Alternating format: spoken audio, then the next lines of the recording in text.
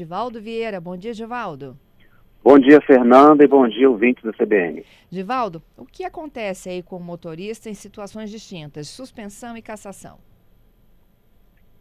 Sim, a suspensão, ela priva o condutor de conduzir o veículo por algum tempo, que vai de alguns meses até 12 meses, dependendo da infração e da motivação. Uhum. A cassação, na cassação, o condutor perde a habilitação.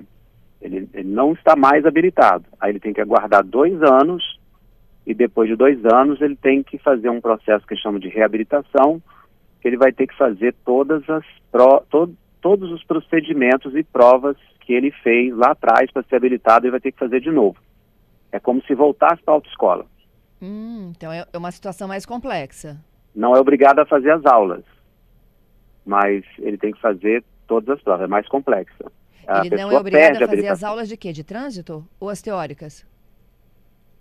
Ele não é obrigado a fazer nem as aulas teóricas, nem as aulas práticas. Aham. Mas muitos acabam fazendo porque tem que se submeter, depois de muitos anos, né, a provas e a pessoa muitas vezes não se sente preparada, né? Então, muitos acabam passando, pelo menos por algumas aulas na autoescola, para poder fazer o processo de reabilitação e passar em todas as etapas, né, as provas Uhum. teóricas e a prova teórica e prática. Eu acho que o que mais dificulta a compreensão do motorista, Givaldo, é a soma dos pontos. Para alguns é 20, para outros é 40? Sim, a mudança recente, né, no Código de Trânsito, trouxe essa distinção.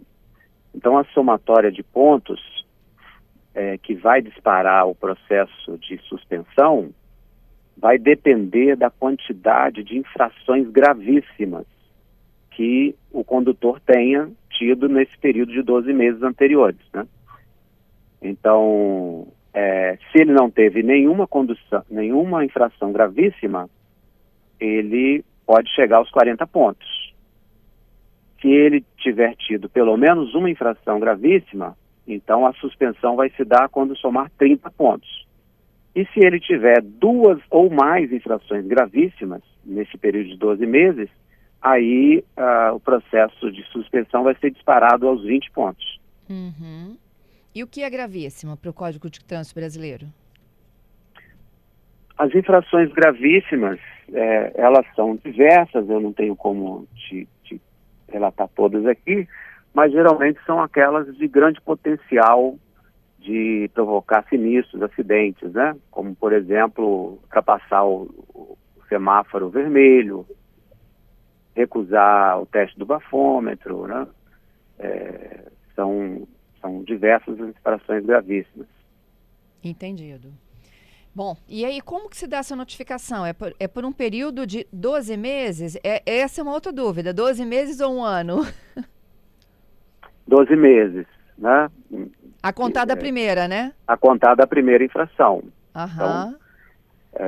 se o condutor teve notícia da primeira infração, no período de 12 meses após essa infração, se ele tiver outras e somar os pontos nas situações que eu te descrevi, né, dependendo de ter infrações gravíssimas, né, podendo chegar a 40, 30 ou 20, aí é iniciado o processo de suspensão. O Detran notifica o condutor de que está abrindo um processo de suspensão. Isso abre para ele um prazo de até 30 dias para fazer um recurso, né? E nesse recurso ele não pode mais contestar as multas ou a multa, né? Ele vai ter que contestar algo relativo ao processo da suspensão. Por exemplo, se tivesse tido uma contagem errada dos pontos, né? Tivesse tido um erro sistêmico, mas ele tem direito ao recurso e pode, se não perder os prazos, mesmo que ele vá perdendo não tenha decisões favoráveis, mas ele pode fazer uma primeira defesa prévia, que é direta ao Detran, depois ele tem direito a fazer uma defesa à Jari, que é um grupo especializado para o julgamento de multas e suspensão, né? e ele pode até chegar ao Conselho Estadual de Trânsito. Seria uma terceira possibilidade de recurso.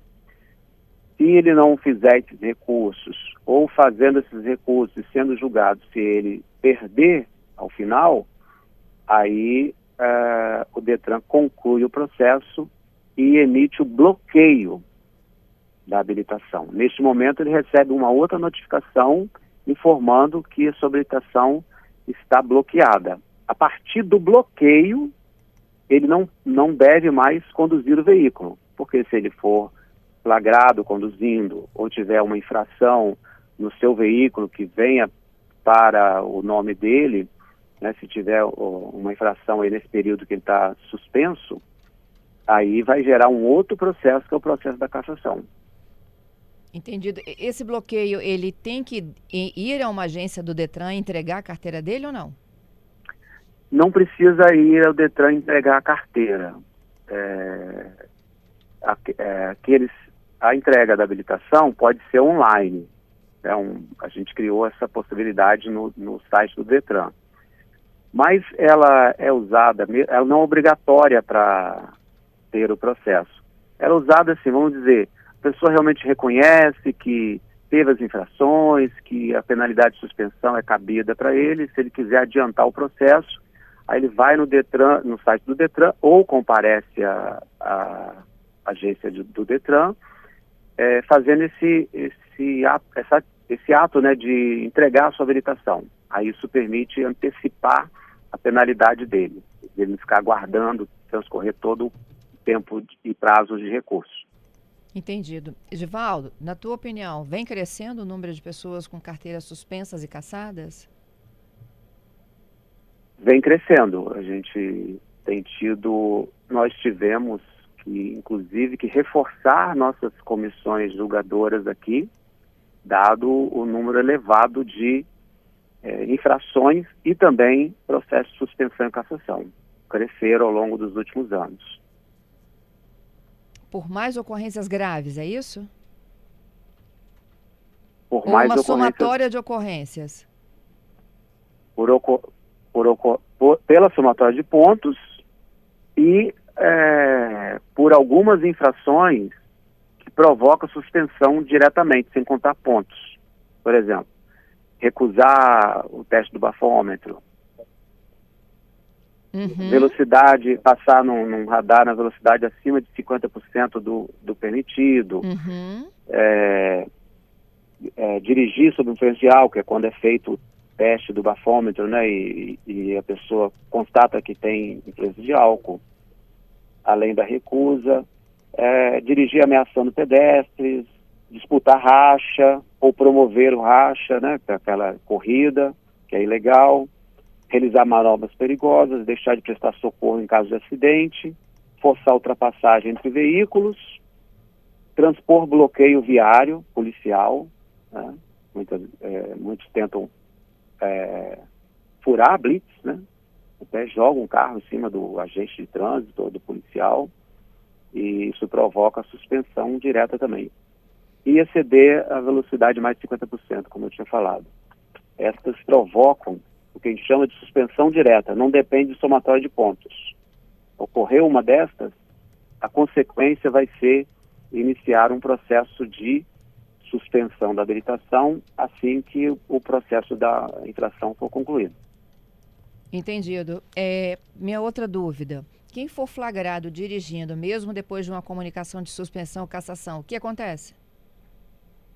Se for flagrado dirigindo, ou mesmo se ele tiver uma infração, né, sobre o veículo dele que recaia a ele como condutor, isto vai provocar o início de um outro processo, que é o processo da cassação da habilitação. E aí, esse processo da cassação, como eu expliquei, qual é o resultado dele? A pessoa perde a habilitação, não é mais habilitada. É diferente da suspensão. A suspensão, depois de 12 meses ou alguns meses, conforme a somatória de pontos, ele pode voltar a conduzir desde que ele faça um curso de reciclagem, que ele pode fazer junto a um um CFC ou uma empresa especializada de cursos, ou pode fazer online também, mas tem que fazer esse curso de 30 horas, e depois desse curso ele tem que fazer a prova de reciclagem, que é feita nas agências do Detran. Ele tem que comparecer lá e fazer essa prova e demonstrar, então, que ele detém os conhecimentos mínimos necessários para voltar a conduzir o veículo. No caso da cassação é diferente. Perde a habilitação, aí ele tem que ficar 2 anos sem habilitação, ele não aguardar esses 2 anos. Depois de 2 anos, ele pode fazer os procedimentos, as provas, né? De novo, tudo de novo. E se ele passar, aí ele vai ter a nova habilitação, porque aquela foi perdida. Então ele vai conquistar, na verdade, é como se ele estivesse fazendo uma nova habilitação. A gente chama de reabilitação. Uhum. Entendido. Gente, eu estou ao vivo aqui com o diretor-geral do Detran, Givaldo Vieira. A gente fala sobre as diferenças sobre cassação, suspensão, a contagem de pontos, que é uma dúvida aqui muito recorrente dos nossos ouvintes. Eu vou fazer o seguinte, Givaldo, eu vou lá para o Repórter CBN. Tá. E na volta, tira dúvidas mesmo, tá? Eu tenho vários Tá bom. aqui, ó, já vou deixar aqui um spoiler para quem volta conosco. Cassação definitiva, onde que eu posso identificar, site, aplicativo, né? Qual o total de pontos sem que eu tenha que ficar contando as penalidades. E uma outra é o tempo de julgamento, tá? Tenho vários casos aqui diferentes. Vamos lá? Tá bom. Voltamos em instantes. Estou de volta com o nosso CBN Vitória. Hoje é terça-feira, dia 29 de julho de 2025. Estamos ao vivo com o diretor-geral do Detran, trazendo as principais diferenças entre suspensão e cassação da sua carteira nacional de habilitação. O Givaldo já nos explicou aqui um passo a passo do que você tem que fazer, mas as perguntas chegam. E tem pergunta, viu, Givaldo? Tá bom, vamos responder o que for possível, se você quiser depois enviar para a nossa equipe aqui. Vou pedir a ajuda da Patrícia, que está pessoa. conversando com os nossos ouvintes aqui, para que ela possa fazer as perguntas. O Francisco, eu já dei uma resumida aqui do Francisco, Patrícia, tá? Francisco é o seguinte, ele pergunta por que se demora tanto para o julgamento de recursos, tá? O episódio dele, ele diz que ele teve uma multa em Vila Velha. No mesmo dia, ele não estava na cidade de Vila Velha, ele estava em Pedra Azul, atendendo ao setor hoteleiro da região. Ele entrou com recurso. Ele disse que tem 1 ano, se passou e não foi julgado. Uhum. Aí ele está recorrendo de uma infração, no caso, não é a suspensão, né? Aí precisa ver se foi feita pela guarda, pelos agentes municipais de trânsito ou pela polícia militar. Nesse caso, o recurso dele pode ser lá na guarda municipal ou no Detran, dependendo do caso. O que demora? Porque tem os prazos, né? A gente notifica, aí a gente aguarda 30 dias nesse prazo para o cidadão poder fazer seu primeiro recurso. Quando chega o recurso, aí nós temos um volume grande de recursos. Então as comissões levam aí alguns dias, às vezes alguns meses, para dar conta de todo o julgamento. Uhum. Depois ele recorre para Jari. Acontece da mesma forma, aguarda 30 dias, aí ele recorre e vai entrar naquela fila de julgamentos. E se ele recorre ao CETRAN, aí mais 30 dias e mais o tempo do CETRAN julgar. Então, de fato, dependendo da situação, essa demora pode chegar a 1 ano, como ele está falando aí. Ok, mas a gente vem reduzindo esse tempo, né? Quando eu cheguei aqui, encontrei processos de 5 anos, 8 anos. Isso não existe mais. Os do Detran estão num tempo célere. A gente tem aumentado a capacidade de julgamento, porque a nossa visão é de que se a punição demora muito a chegar, ela já não tem mais efeito, né? Então a gente precisa que essa punição não demore tanto. Mas ao mesmo tempo nós temos que aguardar os prazos de recurso. Uhum. Mais uma? O Cláudio está perguntando se existe um site, um local onde possa ser consultados os pontos que a pessoa tem sem precisar ficar somando. Sim, ele pode acompanhar pela carteira digital de trânsito, né? Quem tem a CDT, eu sugiro que as pessoas baixem. É um aplicativo muito bom. Inclusive, ali você pode carregar o documento do seu veículo, você pode compartilhar esse documento com até 5 pessoas da sua família, que muitas vezes usa o veículo. Você vai ter ali a sua habilitação digital, né, em mãos, no celular, e você vai poder acompanhar a sua vida como condutor, que as notificações chegam ali. Inclusive, ao invés de receber pelo correio, se ele fizer uma opção ali, ele pode passar a receber automaticamente pelo aplicativo. Chega mais rápido e mais eficiente, porque muitas vezes o correio vai tentar fazer uma entrega, o endereço não está adequado, né? A pessoa às vezes mudou de endereço, não informou o Detran, vai para o endereço antigo, ou o correio vai lá 3 vezes e não acha ninguém em casa, então volta, aí a gente tem que mandar para o Diário Oficial. A pessoa é notificada no Diário Oficial. Mas, na prática, o cidadão não consegue ficar acompanhando o Diário Oficial todo dia para ver se algo vai surgir em nome dele, né? Sim. Aí ele pode fazer essa consulta na carteira digital de trânsito e pode também consultar no site do Detran. Ele vai precisar fazer via acesso cidadão, né, que é um acesso para todos os serviços do governo do estado, porque aí ele vai estar logado, né? A gente vai saber que quem está consultando as informações, né, daquele condutor é o próprio condutor, né? Porque a gente não pode passar essa informação para outra pessoa. Mas no site também ele pode ver. Ok. A próxima? O Hélio pergunta se existe alguma situação em que a cassação é definitiva e a pessoa não pode dirigir nunca mais. Existe a cassação por determinação judicial. Ela muitas vezes é resultante de um crime de trânsito, né, um delito de trânsito, que chegando ao final, no julgamento, além de penas de prisão, enfim, outras, o juiz, conforme a gravidade, pode decretar a cassação da habilitação. E aí ela fica em definitivo até que o juiz seja instado e ele dê uma nova decisão ao Detran. Senão, a pessoa não volta mais a conduzir. O Antônio, ele vendeu um carro, registrou em cartório, mas não fez a transferência. Nesse intervalo, ele tomou 3 multas gravíssimas. Ele pergunta como é a situação dele agora, o que ele tem que fazer. Se ele tem ainda o prazo para indicação do real condutor, quer dizer, quem estava realmente conduzindo o veículo, que não era ele, era o outro, né? Para que ele passou o veículo, é de 30 dias a partir da notificação da infração. Então, se ele estiver dentro do prazo ainda, e se essas infrações puderem ser atribuídas ao condutor, porque algumas infrações são atribuídas ao proprietário do veículo, a maioria ao condutor. Mas, por exemplo, se o veículo está em péssimas condições, licenciamento, são infrações, não está licenciado, são infrações que, independente de quem estava conduzindo, vai para o prontuário do proprietário do veículo, porque o Código de Trânsito entende que é uma responsabilidade do proprietário. Estar licenciado, por exemplo, né, ter as condições mínimas de segurança para estar circulando. Mas a maioria vai para o condutor. Então, ele provavelmente, se ele estiver no prazo, ele pode fazer a indicação do real condutor. Só que o real condutor que ele indicar tem que aceitar, né, nesse processo de indicação. Ele não pode fazer isso unilateralmente. Se ele não conseguir isso, infelizmente, as infrações vão pontuar na carteira de habilitação dele. Então, eu aproveito a dúvida dele para alertar o seguinte, Fernanda. Vender um veículo, faça o comunicado de venda.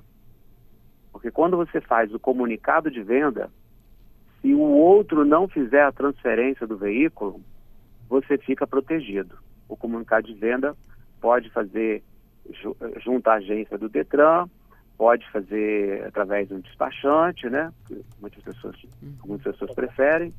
Ou o próprio cartório também tem um convênio com o Detran, que lá mesmo, na hora de assinar, reconhecer a firma, a pessoa pode pedir o serviço de comunicado de venda. E é bem rápido lá no cartório. O cartório tem integração com o nosso sistema e já manda para cá. Feito o comunicado de venda, ele está, então, livre desse problema das infrações, né? Ele vai estar, inclusive, vai ter uma boa um bom livramento no caso de um acidente grave, né, que resulte em morte ou em grave mutilação, e se não identificar quem era o condutor, vai acabar recaindo sobre o proprietário do veículo, que ainda continua o nome dele. Entendido. Temos mais, vamos lá. Carlos Amâncio dizendo que já recebeu umas 3 ligações de outro estado, de Minas, dizendo que a carteira dele está prestes a ser cassada. Ele foi atrás, viu que não tinha nada na carteira dele, mas ele está perguntando, existe isso de outro estado ligar para você falando da sua carteira ou isso é um golpe?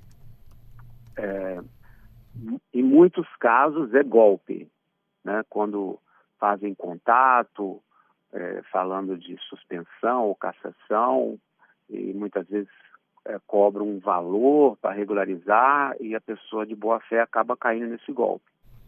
Em outros casos, são empresas, muitas vezes com alguns advogados, mas geralmente empresas que se especializaram em oferecer o serviço de recurso.